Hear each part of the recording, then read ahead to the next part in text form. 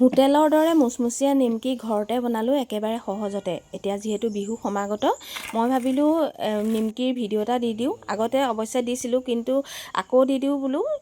বিহুত আপোনালোক সকলোৱে বনাব পাৰিব। যাৰ এই নিমকিটো পাৰফেক্ট নহয়, তেন্তেহ'লে ব'লকচোন আজি মোৰ ভিডিঅ'টোৰ মাজলৈ।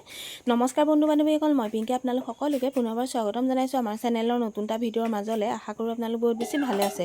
ভিডিঅ'টোৰ আৰম্ভণিতে আপোনালোকে দেখিলে মই আজি বনাম বুলি ভাবিছোঁ নিমকি। হোটেলৰ দৰে মুচমুচীয়া নিমকি ঘৰতে কেনেধৰণে সহজতে প্ৰস্তুত কৰিব পাৰি তাৰে ভিডিঅ' এটা আপোনালোকৰ মাজলৈ লৈ আহিছোঁ। বিহু যিহেতু সমাগত, বিহুত আপোনালোকে এই ধৰণে বনাব পাৰিব।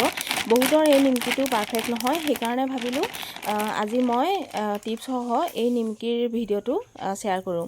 প্ৰথমতে মই ময়দা লৈছোঁ, তাতে নিমখ অকণমান দি দিছোঁ জোখমতে, আৰু তাৰপিছত দি দিছোঁ কালজিৰা আৰু আজৱাইন দি দিছোঁ অকণমান হাতেৰে মোহাৰি পেলাই, তেতিয়া গোন্ধটো খুব ধুনীয়া আহে। তাৰপিছত এইখিনি খুব ধুনীয়াকৈ মিলি যোৱাকৈ অকণমান হাতেৰে লৰাই লৈছোঁ। ইয়াতে জোখ অনুসৰি মই ৰিফাইন তেল দি দিছোঁ, মানে এনেকুৱা পৰ্যায়ত দিব লাগিব যাতে ৰিফাইন তেলখিনি ময়দাৰ লগত সনাৰ পাছত হাতৰ মুঠিয়ে ময়দাখিনি যাতে মুঠি খাই যায়, তেনেকুৱা পৰ্যায়ত হ'ব লাগিব। যদিহে আপোনালোকৰ তেনেকুৱা পৰ্যায়ত নহয়, তেতিয়া আৰু অকণমান ৰিফাইন বা ঘিউ দিব পাৰে। আপোনালোকে ৰিফাইন ব্যৱহাৰ নকৰোঁ বুলি ক'লে ঘিউ দিও এই নিমকিটো এই ধৰণে সানিব পাৰে।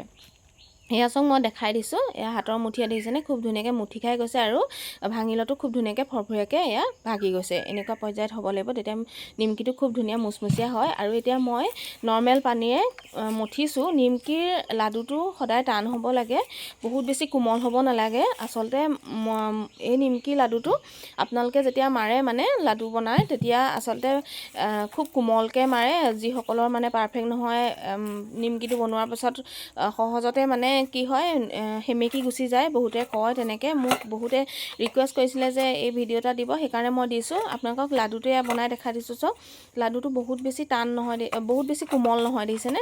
অলপমান টান হ'ব লাগিব, মানে তেতিয়াহে নিমকিটো খুব ধুনীয়া মুচমুচীয়া হ'ব। আৰু আপোনালোকে এসপ্তাহ হ'লেও এই নিমকিটো যদি এয়াৰটাইট কণ্টেইনাৰত ভৰাই থয়, কেতিয়াও মানে সেমেকি নাযায়, এই ধৰণে যদি লাডুটো বনায়।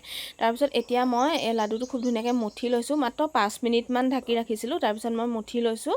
আচলতে নিমকি বনোৱা প্ৰথম টিপছটো এইটোৱে যে লাডু টানকৈ মুঠিব লাগিব বা টান হ'ব লাগিব, তেতিয়া এই নিমকিটো খুব ধুনীয়া মুচমুচীয়া হয়।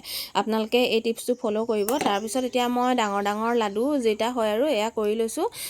মই আচলতে টাইমটো কম লাগিবৰ কাৰণে এই ধৰণে কৰিছোঁ। যদিহে আপোনালোকে যদি ভাবে বোলে টাইম আছে, তেতিয়া সৰু সৰু লাডু কৰিও তেনেকৈ বেলি পেলাইও আপোনালোকে নিমকিটো শ্বেপ দিব পাৰিব। মই অৱশ্যে টাইমটো কম কাৰণে মই এই ধৰণে কৰিছোঁ, ডাঙৰ ডাঙৰ লাডু কৰি লৈছোঁ। লাডু কৰাৰ পিছত এতিয়া মই এয়া খুব ধুনীয়াকৈ পাতলকৈ বেলি ল'ম।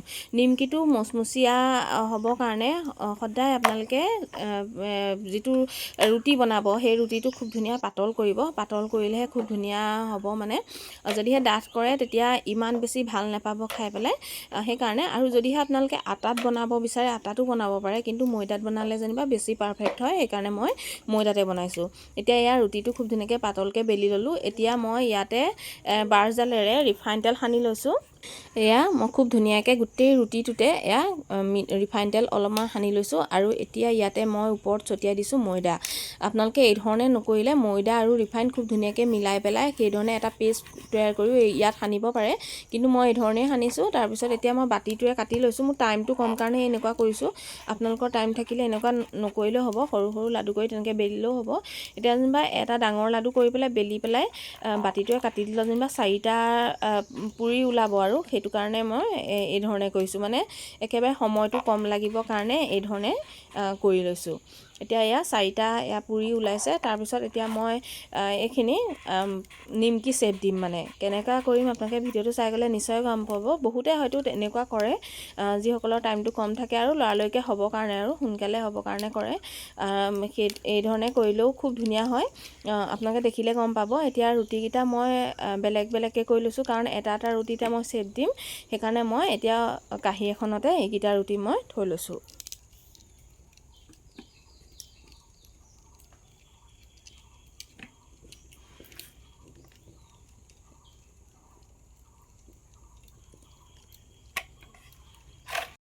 ডাঙৰকৈ ৰুটিটো বেলোতে যিহেতু মই ৰিফাইন আৰু মই ময়দা সানিয়ে লৈছিলোঁ, সেইকাৰণে এতিয়া মই সনা নাই।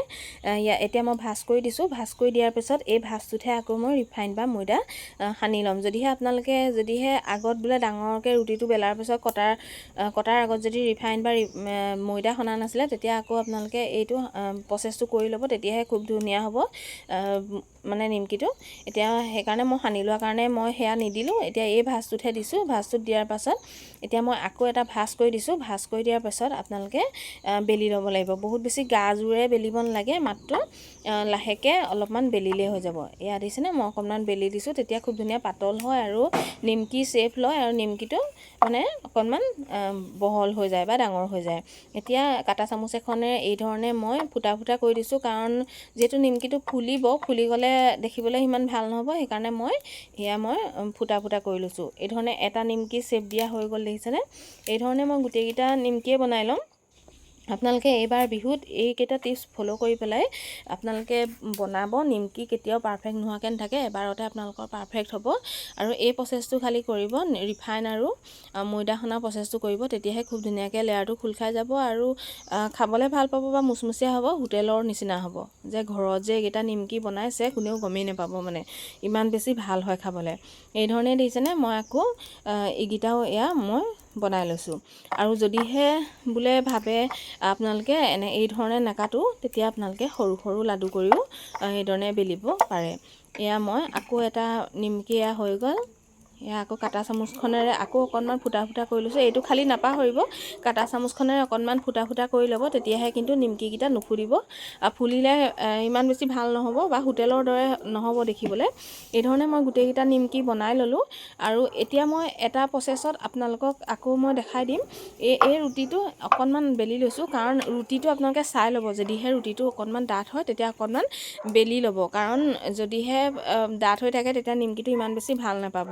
মই সেয়া অকণমান বেলি ল'লোঁ। বেলাৰ পিছত আকৌ মই ময়দা ৰিফাইন অকণমান দি লৈছোঁ, কাৰণ এই ৰুটিটো মই দিয়া নাছিলোঁ, সেইকাৰণে মই অকণমান দি লৈছোঁ। আকৌ মই ভাজ কৰি পেলাই আকৌ ময়দা আৰু ৰিফাইন এই ধৰণে প্ৰচেছটো কৰি ল'ব লাগিব।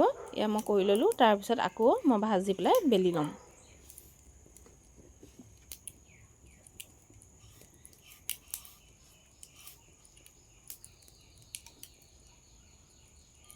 এইফালে মই ভাজ দি ল'লোঁ। আকৌ ভাজি লোৱাৰ পিছত এতিয়া মই অকণমান বেলি লৈছোঁ। একেবাৰে গাজোৰ দিয়া নাই, লাহে লাহে এই ধৰণে বেলি লৈছোঁ। গাজোৰ দিলে কি হয়, গোটেই লেয়াৰবোৰ পিছত লাগ খাই যাব, নিমকিটো মানে ইমান বেছি পাৰফেক্ট নহ'ব। সেইকাৰণে একেবাৰে গাজোৰে নেবেলিব, লাহে লাহে বেলিব।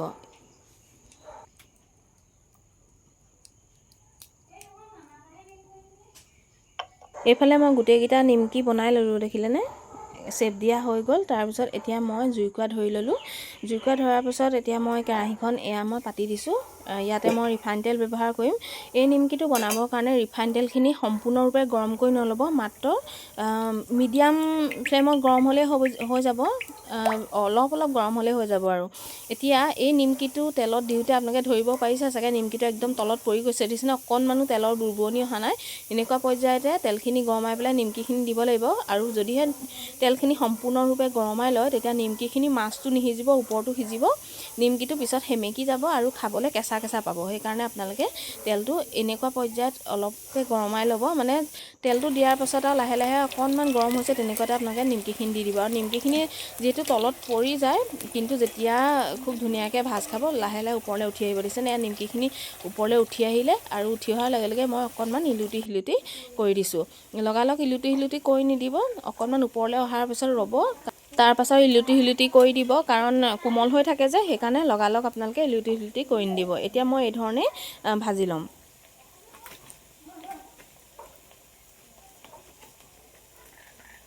এইফালে প্ৰায়ে নিমকিখিনি ভজা হৈ গৈছে, আৰু এয়া মই নমাই থ'লোঁ ভজা হৈ গ'লত। তাৰপিছত আকৌ কেইটা আছিলে, এইকেইটাও মই নমাই লৈছোঁ।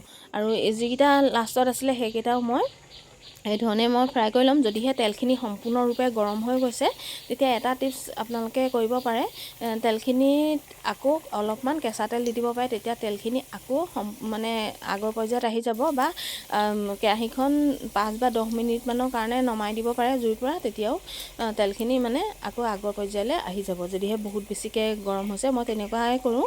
যদিহে মানে তেলখিনি সম্পূৰ্ণৰূপে গৰম হৈ গৈছে তেতিয়া মই অলপমান কেঁচা তেল দি দিওঁ, আৰু যদিহে বোলে তেল নাই তেতিয়া কেৰাহীখন 5 বা 10 মিনিটমানৰ কাৰণে নমাই দিওঁ। আৰু এইখিনিও এয়া মই নিমকিখিনি ভাজি ল'লোঁ, আৰু প্ৰায় মোৰ নিমকি ভজা হৈ গৈছে। এই প্ৰচেছকেইটা কৰোঁতে মাত্ৰ মোৰ আধা ঘণ্টামানহে সময় লাগিলে, বহুত বেছি সময় লগা নাই। লৰালৰিকৈ এই নিমকিকেইটা বনাই হৈ গ'ল। মোৰ কমেও 20টাতকৈ ওপৰ এয়া নিমকি হৈ গ'ল। আৰু নিমকিকেইটা খাবলৈ একদম হোটেলৰ দৰেই লাগিছে, আৰু আপোনালোকে এই ধৰণে এবাৰ ঘৰতে ট্ৰাই কৰিব। আৰু নিমকিকেইটা দেখি চাগে নিশ্চয় গম পাইছে, দুটামান নিমকি কিন্তু অলপমান বেছিকৈ ভাজ খাই গ'ল, সেইকাৰণে অকণমান কালাৰটো ডাৰ্ক যেন দেখিছে। কিন্তু কোনো কথা নাই, আপোনালোকে গেছত যদি বনায় তেতিয়াহ'লে খুব ধুনীয়াকৈ মানে মিডিয়াম ফ্লেমত ভাজিব, নিমকিকেইটা ভাল হ'ব। আৰু দেখিছেনে ভঙা চাগে আপোনালোকে দেখিয়ে গম পাইছে কিমান মুচমুচীয়া হৈছে নিমকিকেইটা, আৰু খাবলৈও বহুত বেছি টেষ্টি হৈছিলে আৰু হোটেলৰ দৰে হৈছিলে। আপোনালোকে ঘৰতে এবাৰ ট্ৰাই কৰি মোক কমেণ্ট কৰি জনাবলৈ একদমেই নাপাহৰিব। আৰু এইবাৰ বিহুত এই নিমকিটো কিন্তু আপোনালোকে বনাবই ঘৰতে, খুব ধুনীয়াকৈ পাৰফেক্ট হ'ব। আৰু আজিৰ ভিডিঅ'টো আপোনালোকৰ কেনেকুৱা লাগিলে কমেণ্ট কৰি জনাবলৈ একদমেই নাপাহৰিব। ভিডিঅ'টো সম্পূৰ্ণকৈ চোৱাৰ বাবে আপোনালোক সকলোকে বহুত বেছি ধন্যবাদ।